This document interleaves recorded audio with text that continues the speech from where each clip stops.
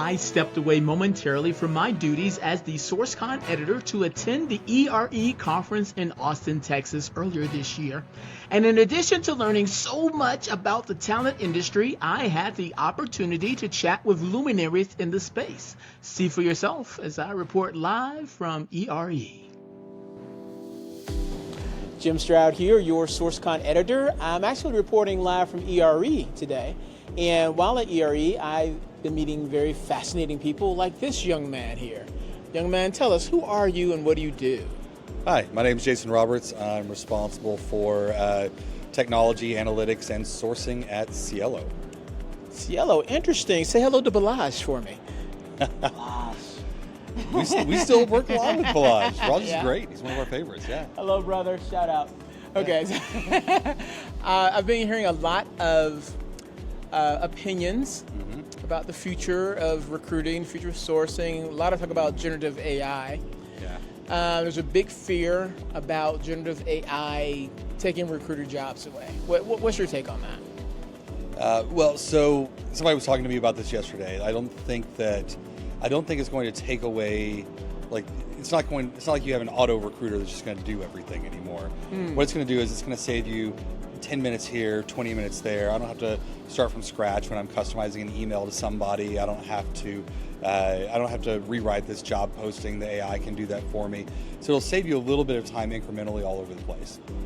What will happen is, overall, that makes you, 10, 15% more productive, right? And it's mainly just doing stuff that you didn't want to do before, and you're more productive, you can do more things.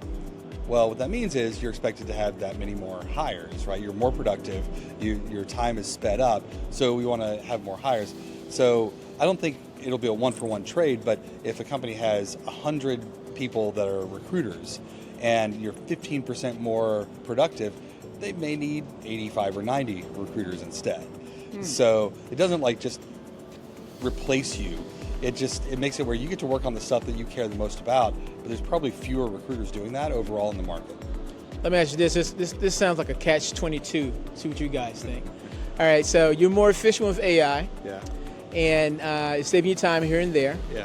You're able to do more. Yeah.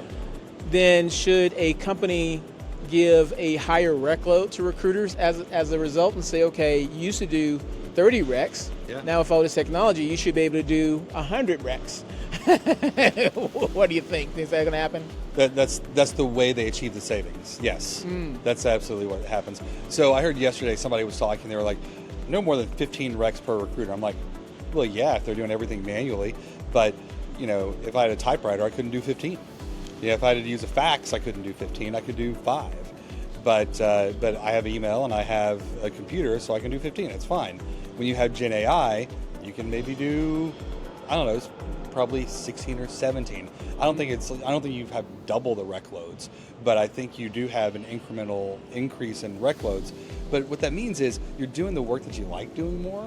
You're interacting with candidates, interacting with hiring managers, and all the other administrative stuff is helped, and you don't have to do as much of it. You're not banging out custom emails to people because the AI is doing a bunch of that work for you. And it's all starting to be incorporated into our workflows now.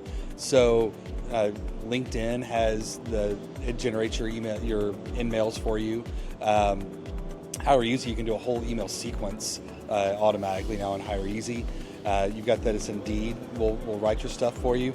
You can do, Indeed makes it so easy now, you can call somebody with Indeed. While you're looking at a profile, you just hit the button and they will call them for you. You're not even having to put in a phone number anymore, right?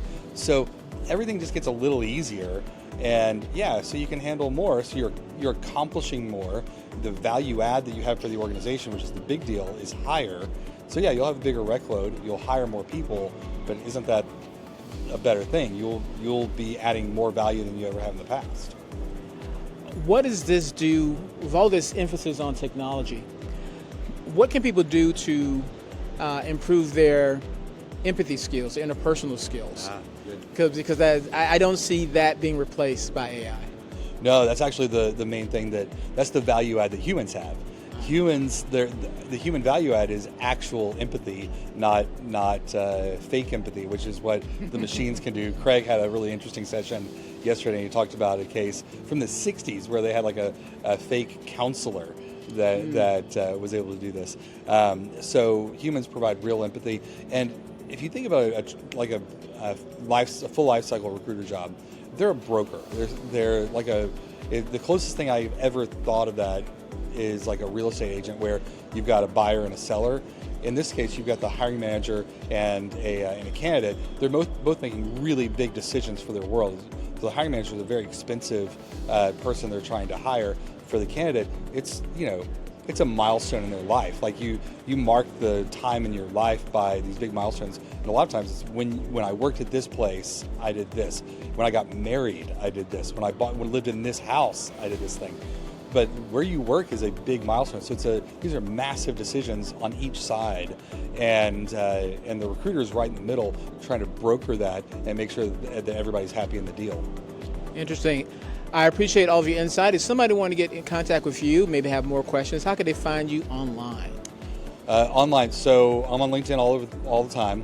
So and I'm in/JazzRobber, JASROBER.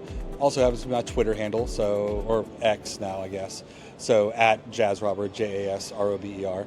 And you can always, I tend to bounce around to these conferences. So if you come to SourceCon, you'll probably run into me at some point at ERE. I'm right here.